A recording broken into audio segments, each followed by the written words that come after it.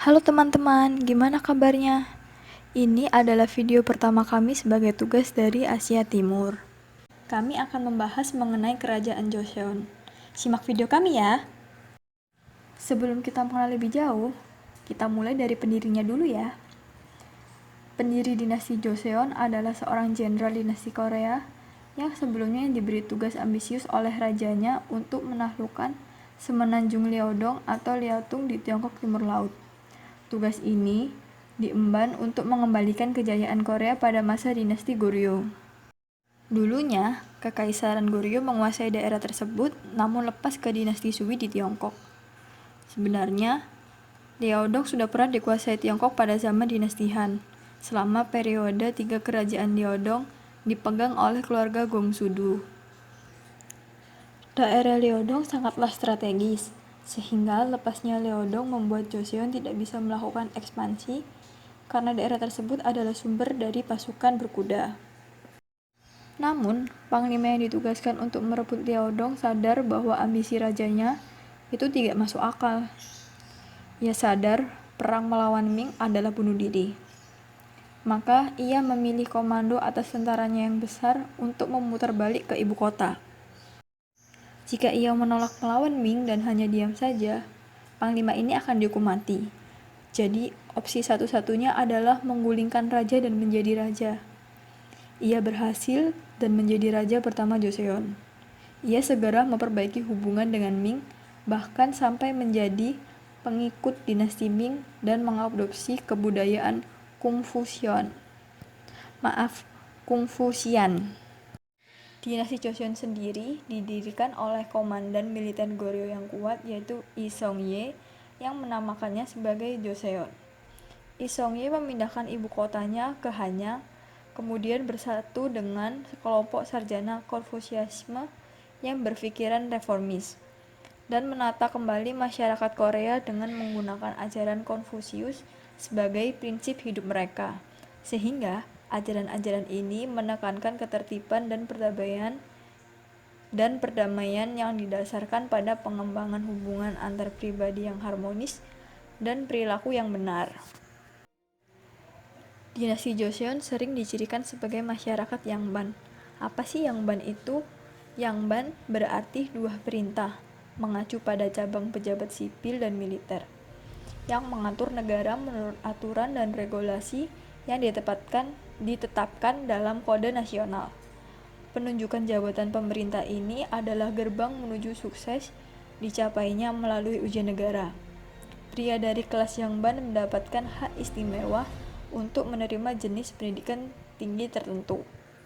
Selama sejarah Korea, bajak laut Jepang mengacau wilayah pantai dan darat di Korea. Maka dari itu, Angkatan Laut sangat diperlukan untuk melindungi perdagangan maritim mereka. Tentara Joseon sendiri mengembangkan persenjataan dengan teknologi baru yang dimiliki dari dinasti Ming seperti meriam dan panah api. Keren kan? Dalam masa invasi Jepang ke Korea pada tahun 1592 hingga 1598, Panglima Perang Jepang Toyotomi Hideyoshi yang berambisi menguasai Tiongkok mulai menginvasi Joseon dari tahun 1592 hingga 1597.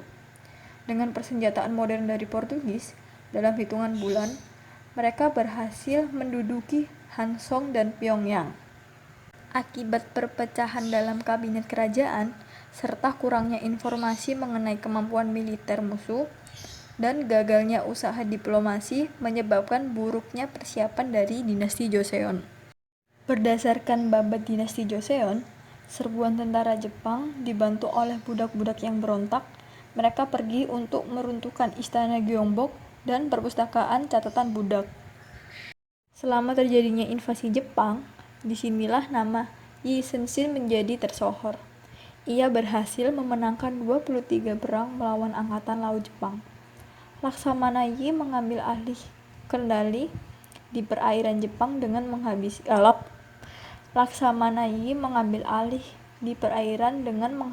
kapal-kapal milik Jepang. Adanya bantuan dari dinasti Ming yang mengirimi pasukan adanya bantuan dinasti Ming yang mengirimkan pasukan dengan jumlah besar pada tahun 1593, mereka berhasil memukul mundur pasukan Hideyoshi. Joseon mengembangkan armada perang dengan perlengkapan canggih dan kemampuan tinggi seperti armada Gyeobukson, yaitu kapal kura-kura yang berlapis besi.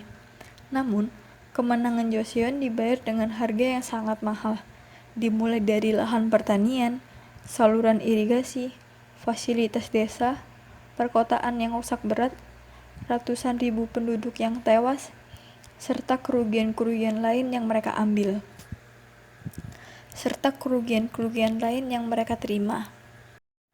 Puluhan ribu seniman, pengrajin, dan pekerja terbunuh.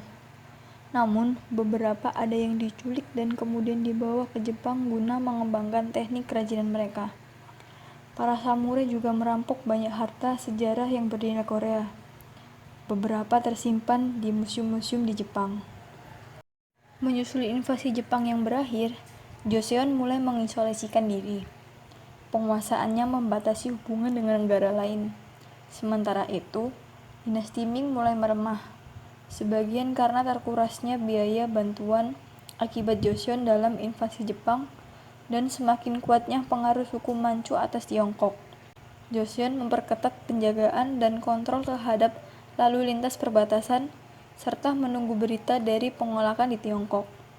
Walaupun demikian, hubungan dagang tetap berjalan dengan Mongolia, Tiongkok, Asia Utara, dan Jepang. Khusus dengan Jepang, perdagangan oleh raja dengan menunjuk khusus untuk mencegah pembajakan di laut.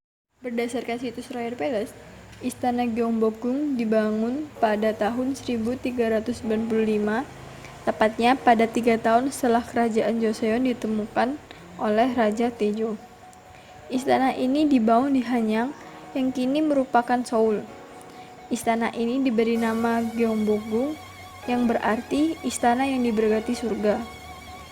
Dengan dibangunnya istana ini, kemudian membantu kerajaan untuk memusatkan pemerintahannya di Seoul.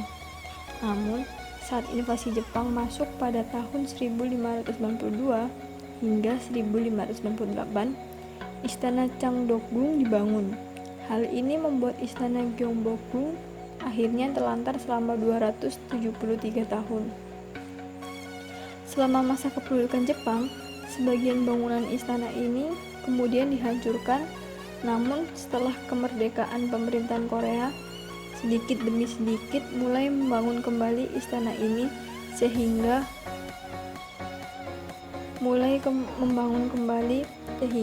seperti sekarang. Yi Sen-shin lahir di Hansong pada 28 April 1545. Sayangnya, ia terlahir sebagai putra ketiga dari keluarga Yangban yang miskin. Pada masa Joseon, tidak semua kaum Yangban memiliki status sosial yang penting dalam jajaran kekerajaan. Juga tidak semua memiliki kekayaan yang banyak. Ayah dan kakek Yi Sen-shin termasuk salah satu keluarga Yangban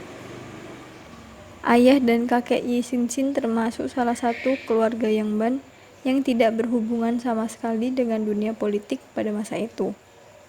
Sejak kecil, orang tua Yi Sen-shin telah mendorongnya untuk belajar mengenai Konfusianisme dan Hanmun.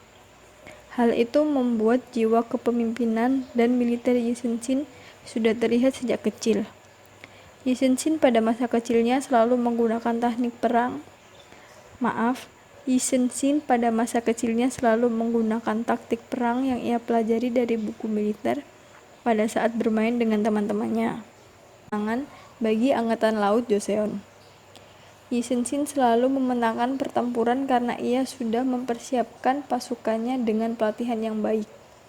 Selain itu, Yi dikenal sebagai seorang jenderal yang bukan hanya cerdas dalam pembuatan strategis dan taktik perang, tetapi juga cerdas dalam teknologi angkatan laut.